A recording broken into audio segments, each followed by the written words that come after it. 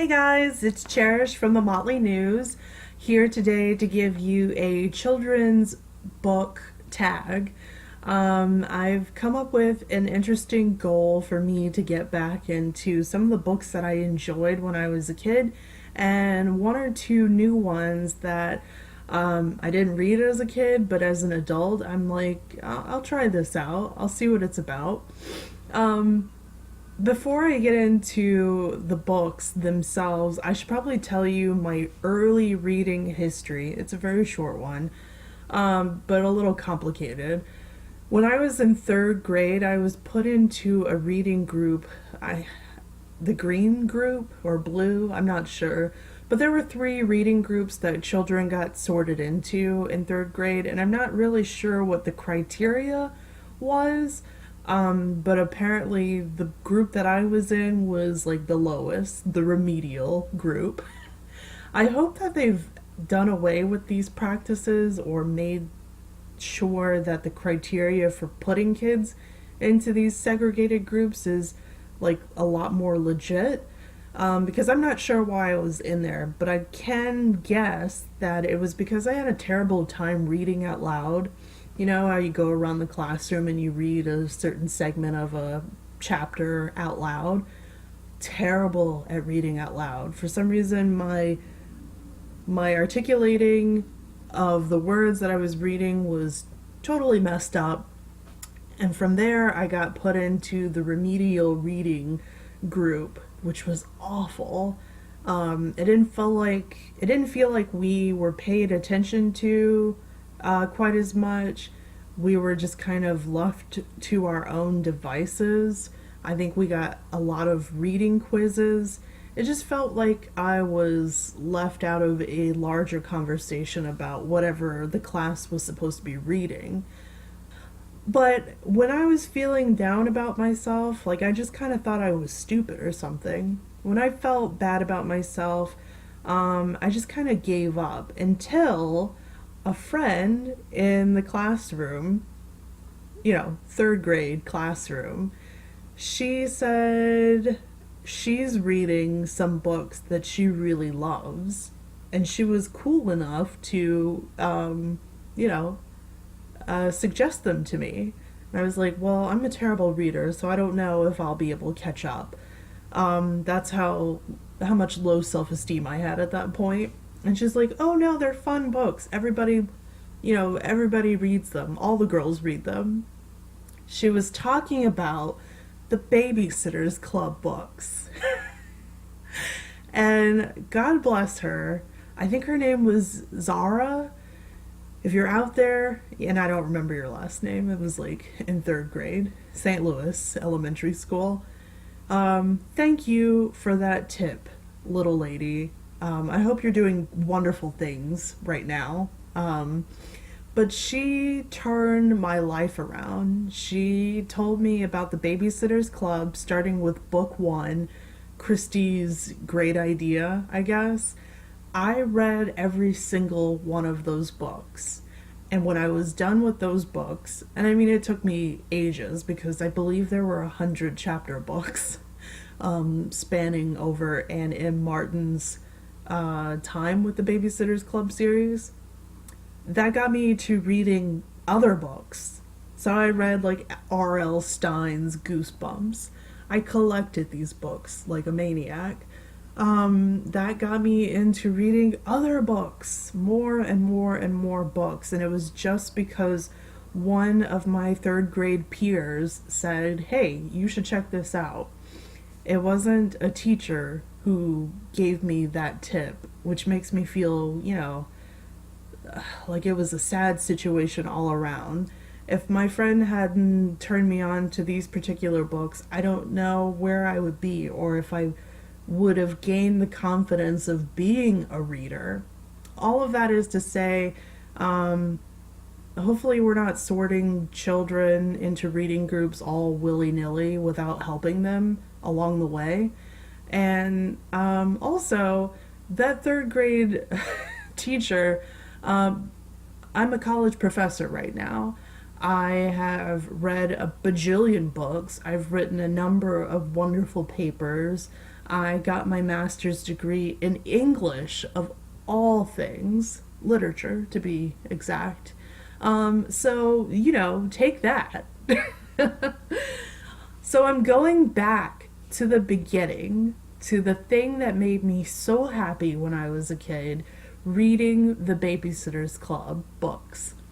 Um, but it is 2017, and the Babysitter's Club series is a little bit more complicated. When I went online to Amazon.com and thought I would just buy up all of 100 chapter books, I was sorely disappointed to find out that most of them have been moved to Kindle. They are actually, on your e-reader, which is fine, but, it doesn't have the same type of nostalgia that holding one of these chapter books gives you. Also, the Babysitter's Club series, issue 1 through whatever, the hundreds, they're all graphic novels now too. So if you wanted to buy a new copy of these things, you'd have to read a graphic novel. So I thought, nope, I can't read it as a graphic novel. I can't read it on Kindle. What do I do? Idea. I'm not going to be able to find the traditional 1 through 100 on Amazon the way I wanted, so I instead got the super specials. I'm going to start there. They're longer than the average Babysitter Club chapter book. They're, special, super specials involving the girls going off to a different location, having some rip-roaring good time, getting into hijinks, and possibly solving a mystery. So it's all of those things put together. You get a new location, a possible mystery, and the girls find out that they are closer than ever. I don't know.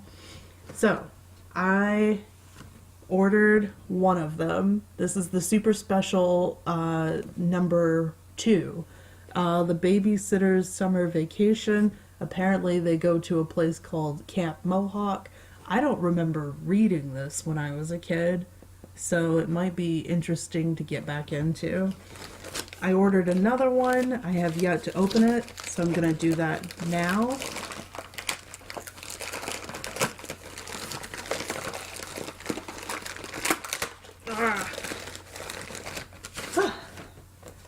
And it's number 1, the super special number 1, Babysitters on Board. They take a cruise. So yeah, these are 2 books that I'm starting off with, but I think I'll probably order more. I might end up getting all of the super specials. The Babysitter's Club has always been really special to me, from the books to the television show to the one movie from the 1990s. It's always been great because I really cherish the female friendships, the going into business together, having a plan, and doing some good in your community.